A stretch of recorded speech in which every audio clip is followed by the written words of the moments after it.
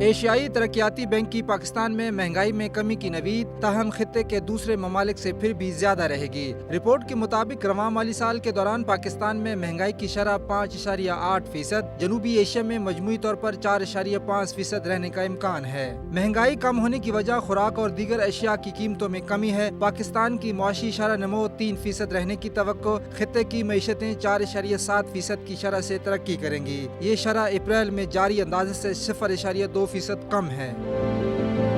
Report में खबरदार किया गया है कि इजाफी अमरीकी टैरिफ से एशियाई ममालिक की मईशतों के मुतासर होने का खदशा है। आलमी तजारती गैर यकीनी सूरत हाल के बायस बरामदात में कमी आएगी। मकामी तलब भी कमजोर रहेगी। अमरीका की जानिब से तजारती महसूलात में इजाफे से तजारती कशीदगी भी बढ़ी। 2026 के लिए इलाकाई शरह नमू की पेश गोई 0.1% कम करके 4.6% कर दी गई है।